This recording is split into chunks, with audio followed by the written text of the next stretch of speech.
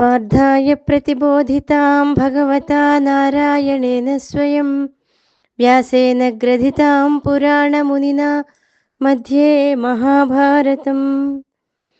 మమైవాంసో జీవలోకే జీవభూతః సనాతనః మనుష్యష్టానీంద్రియాణి ప్రకృతిస్థాని కర్షతి.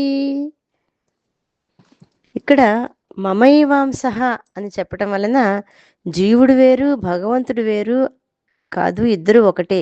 దేవుని అంశే జీవుడు, జీవుడు సాక్షాత్తు దేవుడే అని అర్థం. ఇద్దరు సనాతన స్వరూపులే, నిత్యులే. కానీ అజ్ఞానంతో ఈ శరీరమే తాను అని అనుకుంటూ ఉంటారు.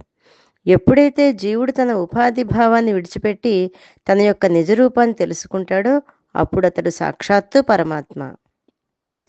భగవంతుని యొక్క అంశే జీవుడు అని తేలటం వలన ఇంకా అటువంటి భగవదంశంలో తక్కువ ఏమిటి, ఎక్కువ ఏమిటి? కనుక సర్వజీవులు సమానులే, అందరూ భగవత్ స్వరూపులే అని తలచి అందరి యందు ప్రేమ, దయ, సమబుద్ధి కలిగి ఉండాలి. భగవంతుని యొక్క ఈ మాటల చేత అందరికీ పరమధైర్యం కలుగుతుంది. ఎందుకంటే అజ్ఞానంతో తాను బద్ధుడినని, అల్పుడినని, దుఃఖాలకు తనకే అనేక దుఃఖాలు రావడానికి తన యొక్క పనులే, ఆలోచనలే కారణమని ఈ విధంగా ఎవరైతే భావిస్తూ ఉంటాడో అతడికి ఇటువంటి మాటల చేత గొప్ప ధైర్యం కలుగుతుంది. ఎందుకంటే తాను వాస్తవంగా అల్పుడు కాదు, జీవుడు కాదు, నశ్వరుడు కాదు, తాను సనాతనుడు, సాక్షాత్తు పరమాత్మ అనేటువంటి భావం కలిగినట్లయితే తన గురించి ఎటువంటి తన యొక్క అల్పజ్ఞానిని, అల్పబుద్ధుడిని అనేటువంటి ఆలోచన రాదు. అయితే ఈ మాయ వలన ప్రకృతికి లోబడి భగవంతుని మర్చిపోయి అనవసరమైన ఇంద్రియాలకు లొంగిపోయి వాటితో కాలక్షేపం చేస్తుంటారు, వాటికి ఆకర్షితులవుతున్నారు.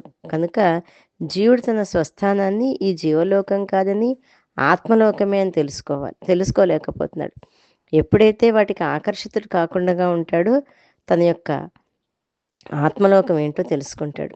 ఇంద్రియాలని, ప్రకృతిని తెలుసుకున్నట్లయితే ఈ జన్మ పరంపర నుండి బయటపడవచ్చు, ఈ సంసార బాధలు ఉండవు అనేటువంటి విషయాన్ని భగవంతుడు తెలియజేస్తూ మమైవాంసః జీవభూతః, అన్ని సమస్త ప్రాణికోటి యందు తన ఆత్మ పరమాత్మ యొక్క స్వరూపం ఉంది అని తెలియజేస్తున్నాడు. జై గురుదత్త.